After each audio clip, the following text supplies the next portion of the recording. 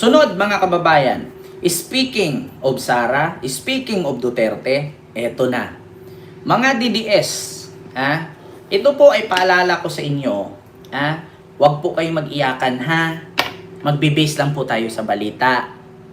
Sa mga umaasa sa signature campaign na papauwi si Digong, nagsayang lang kayo ng tinta ng ballpen nyo. Nagsayang lang kayo ng oras.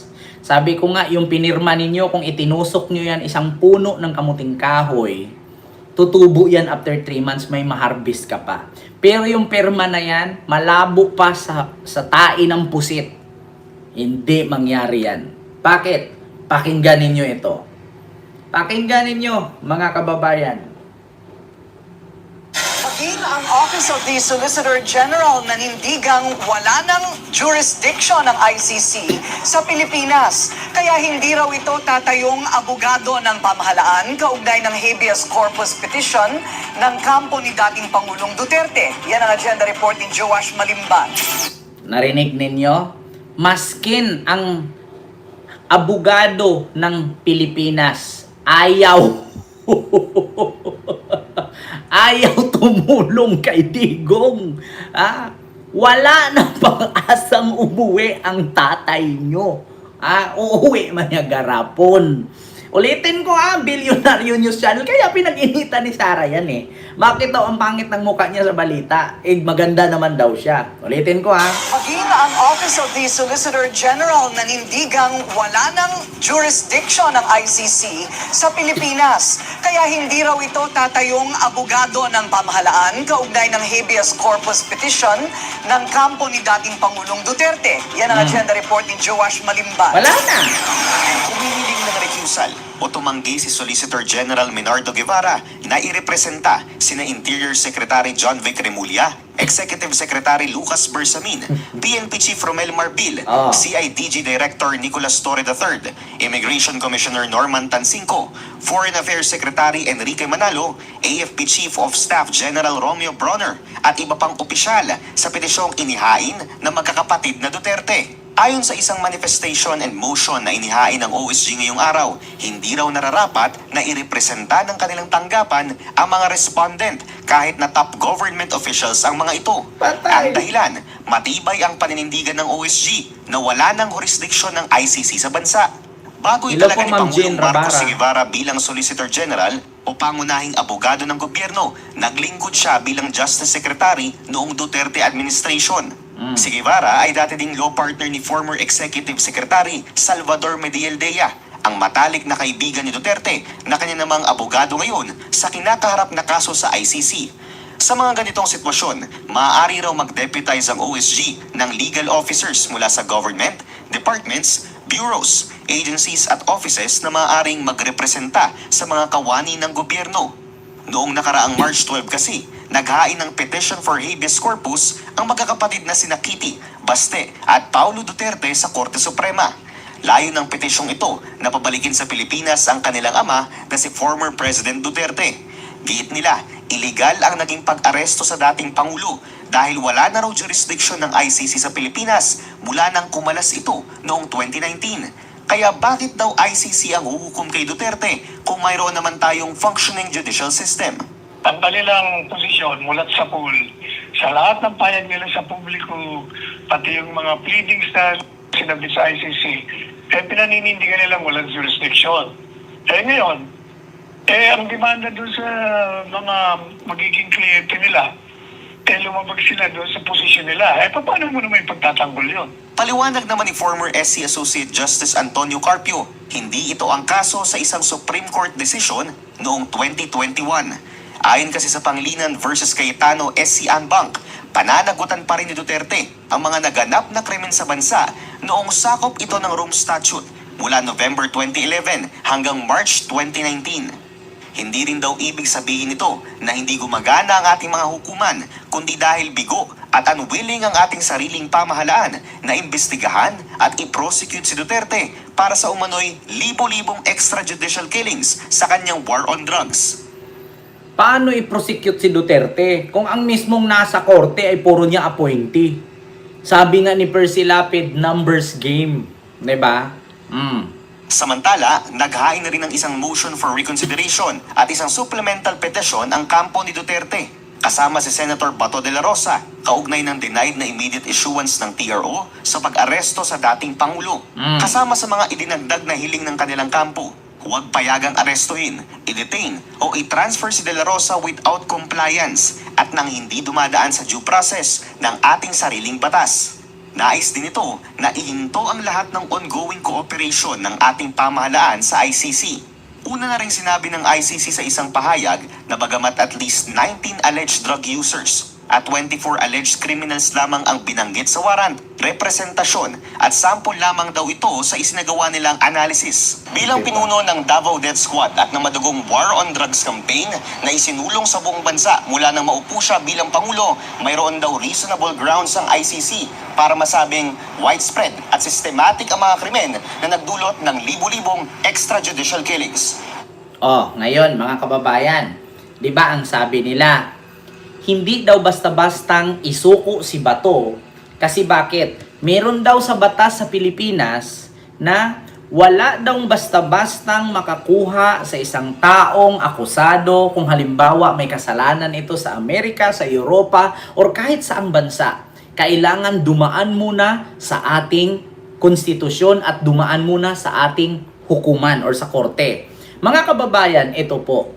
Pinaliwanag po yan ng isang abogado. Kung si Bato ba ay hindi ba masusuko or pwedeng isurrender? Pakinggan ninyo. Ayon dito, pwede mag-surrender ang Pilipinas. Extradition ba ang tawag kung sakaling hulihin si Bato de la Rosa pag nag-issue ng warrant of arrest ang ICC? Simple lamang, hindi. Ang 2025 Rules on Extradition ay ginawa para sa mga bansa na may extradition treaty sa Pilipinas. Pero teka, ang ICC ay hindi bansa. Isa itong international tribunal, hindi foreign state. So by definition, Kita ninyo? Narinig ninyo? Si Bato, mamaya ipagpatuloy natin. Si Bato, mga kababayan, ay pumayag man siya o sa hindi. Kapag inaresto siya at hinuli, wala ng batas na dadaanan sa Pilipinas. Wala ng hukuman, wala ng korte. Bakit? Kasi ang kasunduan ng Pilipinas at ibang bansa, kapag halimbawa ako, may kasalanan akong ginawa sa Amerika, kailangan dumaan muna ako sa korte, ikulong muna ako, at depende na yan kung payagan ako ng korte ng Pilipinas na i-transfer ako sa Amerika. Kung hindi papayag ang Pilipinas, walang mangyayaring extradition sa Amerika. Ang problema mga kababayan, ang ICC ba ay bansa? Hindi po bansa. Siya po ay International Tribunal or International Court. So, ibig sabihin, hindi po siya bansa. Siya po ay hukuman. International na hukuman.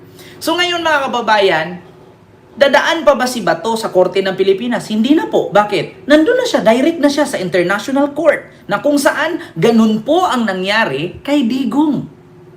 Diba? Ma'am Princess Paris Silupo. So, ganyan po ang nangyari kay Digong. Bakit daw hindi dinaan sa Korte ng Pilipinas? Bakit idadaan mo pa sa Korte? International Court na ngayon. Diba? Kumbaga, bakit ka bibili ng gawang Pilipinas kung puputok lang din naman after 3 days? O halimbawa, bakit ka bibili ng electric pan na made in the Philippines kung puputok lang din naman after 3 days? So, bumili ka na lang ng electric pan na made in America. Bakit? At least imported, original ang pyesa.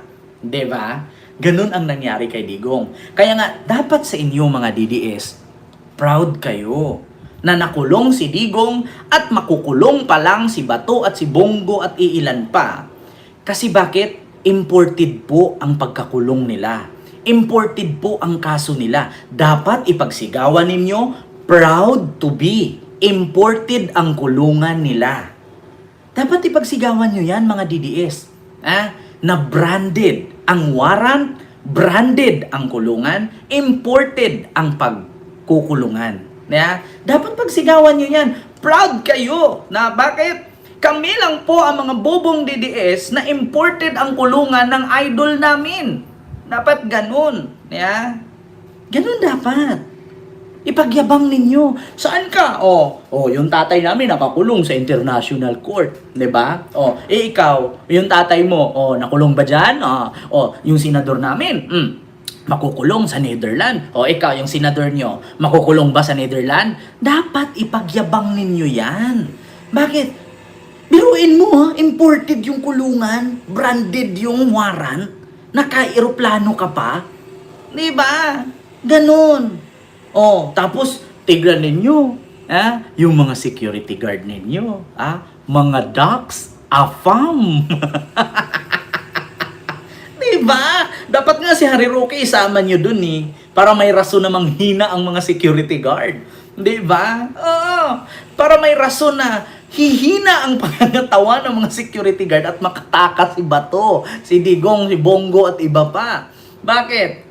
Kasi kahinaan ni Roque yung mga security guard na apam. Kasi sabi nga ni John Vic Remulla, alam nyo si Roque noon, nung binanatan niya si Aimee, pinaaral ng tita niya yan sa ibang bansa. Kasi natakot ang tita niya, baka balikan ni Aimee. Kasi binira niya yan si Aimee noon.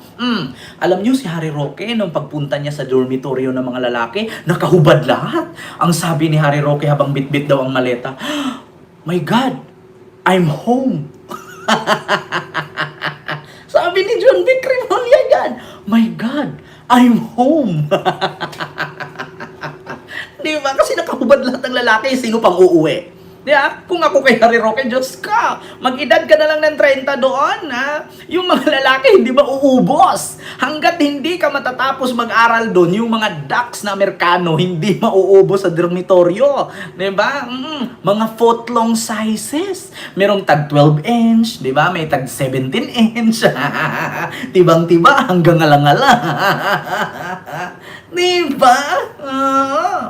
Diyos mio, Marimar. Pagpatuloy natin, patungkol kay Bato. Dito, pwede mag-surrender ang Pilipinas sa isang international tribunal tulad ng ICC kahit walang extradition treaty.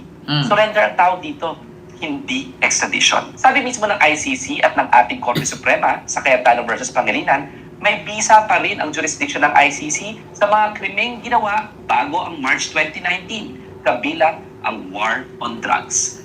Besides, the Philippines is duty-bound to respect international law as a responsible member of the community of nations. Kung tatanggi ang gobyerno, hindi lang ito sisirayan ang kredibilidad natin in calling for respect of international law in the case of the West Philippine Sea. Patitibayin pa rito ang dahilan kung bakit kailangan natin ng ICC.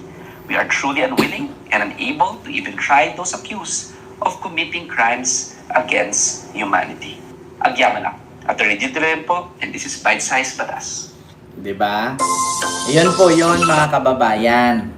Ganito kasi, kung hindi natin respetuhin ang batas ng International Criminal Court, kapag tayo ay hihingi ng tulong sa international law patungkol sa pang-aagaw ng China sa West Philippine Sea, wala nang maniniwala sa atin. Bakit? Hindi nga natin sinunod ang batas ng international law, tapos hihingi tayo ng tulong para mabawi natin ang West Philippine Sea sa China. Hindi tayo tutulungan. Bakit? At hindi tayo papaniwalaan. Bakit? Binastos natin ang international law.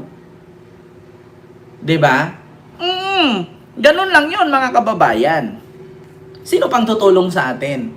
Kung hindi na nga tayo naniniwala sa international law, tapos ngayon kapag tayo hihingi ng tulong, tutulungan pa tayo? Hindi na sila magtiwala. Bakit? Wala nating tiwala sa international law Ngayon, sasabihin nila, anong jurisdiction ng ICC at Interpol sa Pilipinas? Wala na nga tayo sa miyembro ng ICC. Ganito po mga kababayan.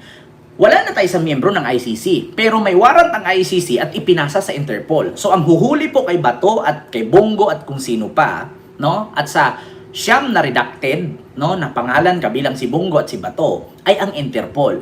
Ngayon mga kababayan, paano kung merong bit-bit na warrant ang Interpol at pupunta kay PBBM?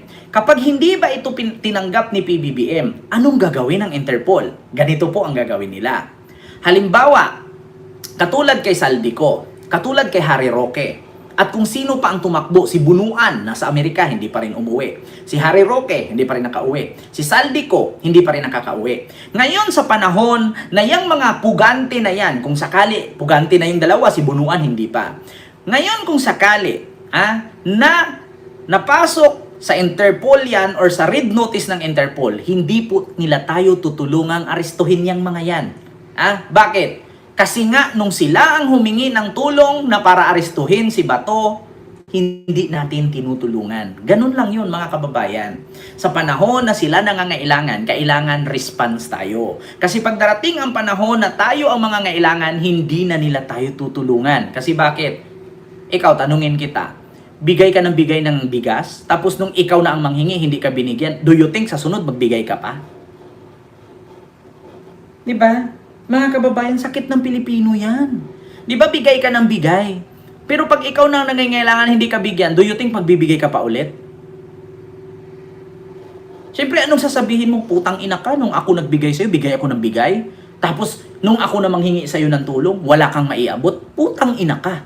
Diba? O, ito pa, si January 7, puro daw ako fake news. Ang ina mo.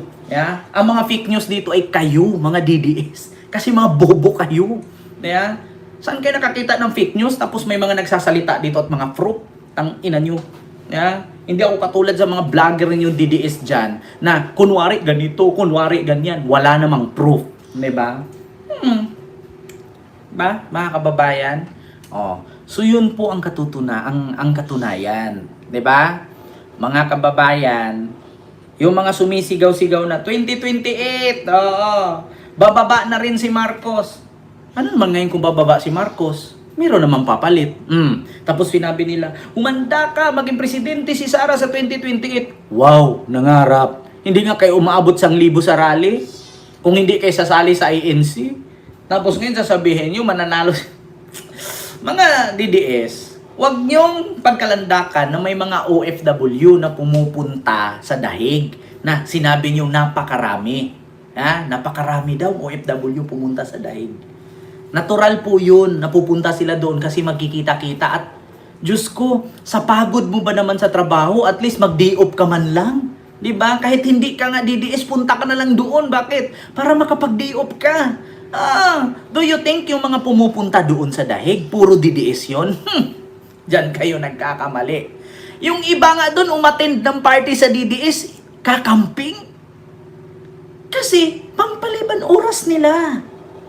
Diba? Huwag kayong umasa na lahat yun ay DDS.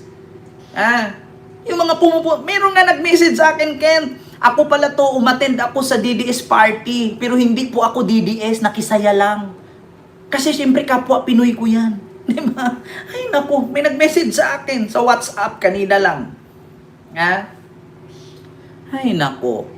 Kaya sa totoo lang mga kababayan, okay, umasang manalo si Sara sa 2028. Isabi nga ni Aimee, 2027, kulong na yan.